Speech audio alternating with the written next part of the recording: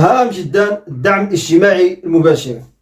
معلومات جديدة وحصرية حول الدفعة ديال شهر 7 اللي هي الدفعة الثامنة. المهم اخوتي، اليوم ما شاء الله جبتكم واحد الخبر مفرح جدا، ومع الاسف عندي خبر كذلك غير مفرح.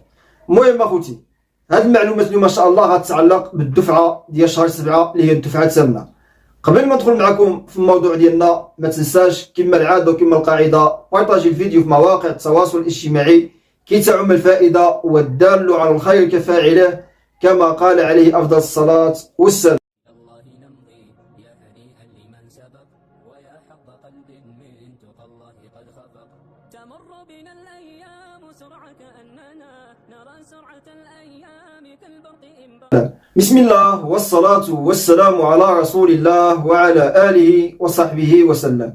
خوتي السلام عليكم، تبارك الله عليكم، تحية طيبة للجميع. وكنعتذر خوتي على الغياب القصير، لأن ملي ما كيكونش عندنا شي معلومات ما كنبغوش نصدعوا لكم راسكم. كذلك يعني عندنا واحد بعض المشاكل في الصفحة ديالنا، لذلك كنتأخر عليكم واحد شوية، ولكن حنا ما غاديش نبخلوا عليكم بالمعلومات حتى وان كنا ما كنستافدوش من هذه المعلومات.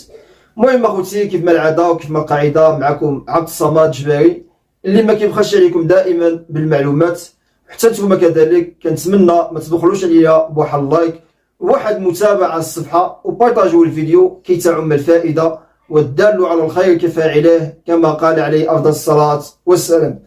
المهم اخوتي، كما قلت لكم في البدايه ديال الفيديو او المقدمه ديال الفيديو، أنني جبتكم واحد الخبر اللي هو مفرح وخبر غير مفرح، وغادي نعطيكم معلومات حصرية حول الدفعة ديال شهر 7 اللي هي الدفعة الثامنة. المهم أخوتي، أول حاجة غنبدا معكم بالأخبار المفرحة. الخبر المفرح اللي عندنا الآن أن الدفعة ديال شهر 7 راها كاينة في المنصة ديال الدعم.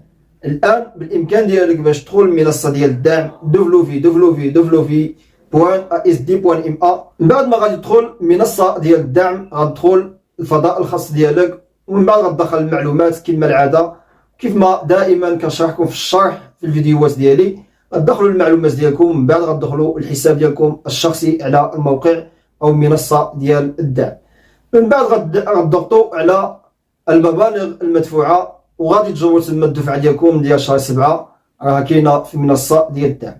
هذا هو الخبر اللي بغيت نوصلكم. خبر المفرح هو هذا. اليوم الخميس 25 يوليوز راه كاينه الان في المنصه ديال الدعم الدفعه ديال شهر يوليوز.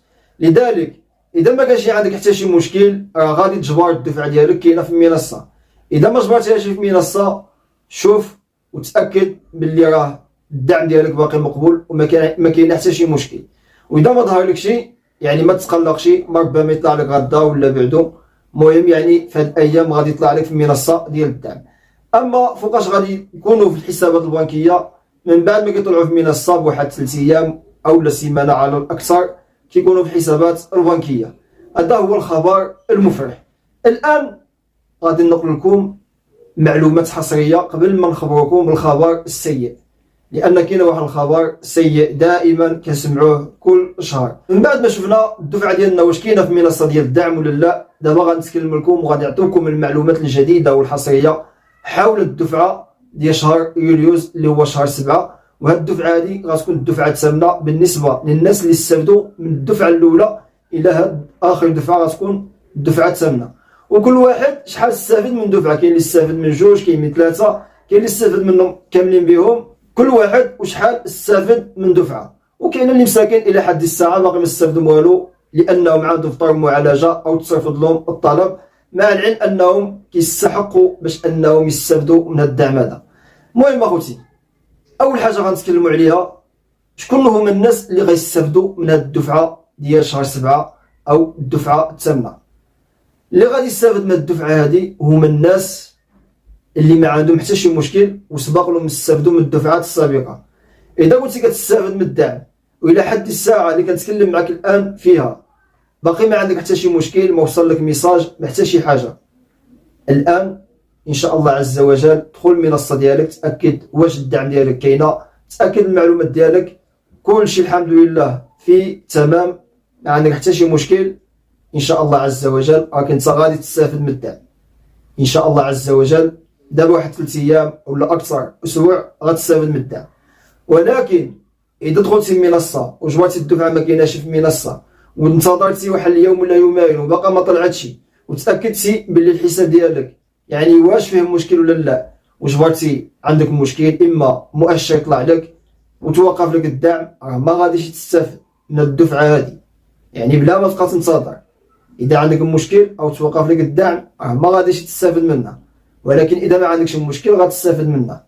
اما بالنسبه للناس اللي تسجلوا في هاد الشهور هادو الاخيره، اذا كنتي تسجلتي في شهر 7 في الاول ديالو يعني 10 انتحيت غتجيك هاد الدفعه هاد الشهر هذا، يعني هاد الشهر هذا غتستافد من الدفعه ديالو. ولكن اذا كنتي تسجلتي في شهر 7 فوق 10 يعني 11 12 وانت طالع يعني ما غتستافدش من الدفعه هاد الشهر هذا، ولكن غتستافد في الشهر اللي ماجي ان شاء الله من 2 دفعات في حاله اذا يعني الدعم ديالك او الطلب ديالك تقبل وما كانش كاينه شي رفض من بعد. اذا ما وقعش شي مشكل غادي يجيوك 2 ديال الدفعات في الشهر المقبل. والناس اللي استافدوا في الشهر اللي فات كانوا تسجلوا في شهر 6 في الاخر ديالو، يعني هذا الشهر هذا غادي يستافدوا من 2 ديال الدفعات. كاين الناس اللي تسجلوا في شهر 6 فيه 11 12 13 وانت طالع وما استافدوش من الشهر اللي فات، ولكن هذا الشهر هذا غيستافدوا من 2 دفعات. شحال غتجيك في هذا الدعم؟ كما قلنا اذا عندك طفل واحد غتجيك 500 درهم، ولكن اذا عندك فوق طفل يعني اكثر من طفل، اذا مثلا عندك 2 اطفال كذلك غتجيك 500 درهم لان 200 درهم للطفل. ولكن اقل دعم كيتعطى للناس هو 500 درهم. اذا فوتي 2 اطفال 3 غتجيك 600 درهم. اذا كانوا عندك 2 دفعات غتجبر تما 2 دفعات، مثلا عندك 3 ديال الاطفال غتجيك 600 يعني 1200 درهم. واللي عنده 4 ديال الاطفال كيحسب من 3 الاوائل 200 درهم الواحد، و3 يعني فوق 3 كيعمل 36 درهم للطفل. مثلا عنده 4 ديال الاطفال غتجيه يعني الدفعه فيها 636 درهم. اذا عنده كل ما كتزادوا له الابناء كتزاد له 36 درهم، يعني في حدود 6 ديال الاطفال. اما بالنسبه للناس اللي تسجلوا وباقي ما ردوش عليهم، اما عندهم مسجل واما عندهم فطر معالجه، لانك توصل لي رسائل كثيره من عند الناس كيقول لك حنا تسجلنا من بدايه ديال الدعم من شهر 12 ومن شهر 1 ومن شهر 2 كل واحد فوقاش تسجل، ولكن باقي فطر معالجه والى حد الساعه ما عندهم حتى شي حل، يعني باقي ما ردوش عليهم، باقي ما استفدوش من الدعم. الناس اللي تعطلوا عليهم بزاف اكثر من شهرين هي على الاقل كتبقى يعني اكثريه الناس كيجاوبوهم 15 يوم 20 يوم كيتقبلوا الطلب اولا كيتصرفوا. اذا فات 15 و 20 يوم واذا انتظرتي على الاقل يعني بزاف تنتظر يعني شهر شهرين صافي، يعني بلا ما تبقى تعول على هذا الدعم هذا، يعني شهرين غادي يبقى هذاك فطر معالجه. انا كنصح الناس اللي عنده فطر معالجه وداز عليها واحد مده طويله يعملوا تعليق الطلب ويعاودوا يتسجلوا من جديد ويقدموا طلب جديد لعل وعسى داك المشكل اللي عندهم ما يبقاش. الان اخوتي غنتكلموا على الناس اللي ترفض لهم الطلب ديال الدعم، شنو هو الحل؟ او كان كيستافد من الدعم وتوقف لهم الدعم، شنو هو الحل؟ كما كنقول دائما في الفيديوهات ديالي، الناس اللي عندهم الدعم توقف لهم او لا ترفض لهم الطلب يشوفوا المشكل اللي عندهم، واش ديك السبب اللي تصرفض لهم الدعم عليه واش ديك السبب كاينه ولا ما كايناش، او لا تعرضوا للظلم. يعني عندهم مثلا انهم مصرحين بهم الضمان الاجتماعي وهما ما مصرحينش بهم الضمان الاجتماعي، هاد الناس هادو يقدموا واحد الشكايه طلب المظلمه باش لعل وعسى يرجع لهم الحق ديالهم. والان غنتقل معكم من الخبر اللي حقيقه يعني محزن جدا، وانا كنتاسف على هذا الخبر هذا، ولكن بغينا نوصلوا الصوت ديال الناس. مع الاسف الشديد كثير من الرسائل كتوصلني عبر الخاص كيخبروني ان الدعم ديالهم توقف لهم، والغريب في الامر انهم ما جاهم لا ميساج ولا حتى شي حاجه، كانوا كيستافدوا من الدعم فجاه الدعم ما جاهمش، كيدخلوا المنصه ديالهم ما عندهم حتى شي مشكل، كيدخلوا لنا الرسائل ما وصلهم حتى شي ميساج، كيتصلوا بهم كيمشيو للمكتبه كيمشيو للسيبر كيقولوا ما عندكم حتى شي مشكل، ولكن ما توصلوش بالدعم. والله العظيم اخوتي يعني الدعم اصبح بمثابه حلم، يعني حلم كتقول اليوم يكون غدا ما يكونش. واش هذا هو الدعم اللي عملوا الناس سيدنا الله يحفظهم؟ سيدنا حس بالمعاناة ديال الناس، ولكن هاد الناس اللي نفذوا هذا الدعم هذا الصراحة خرجوا على الشعب المغربي. أغلبية ديال المغاربة تقصروا من هذا الدعم، مع العلم أنهم كيستحقوا هذا الدعم هذا، ولكن لا حياة لمن تنادي. حنا كنتكلموا ولكن الصوت ديالنا ما كايناش اللي يسمعوا، والناس كتستحرم من الدعم وهي محتاجة للدعم، ولكن حتى شي واحد ما كيسمع الصوت لهاد الفقراء وهاد البسطاء.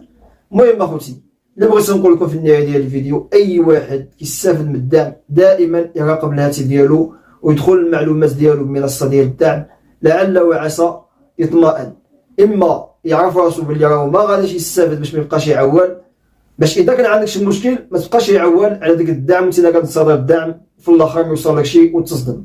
في النهاية ديال الفيديو خوتي ما تنساوناش باللايكات والتعليقات ديالكم تحت في الكومنتير.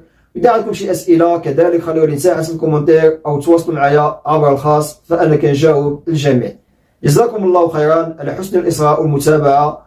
تلاقوا في فيديو إن شاء الله، والسلام عليكم ورحمة الله.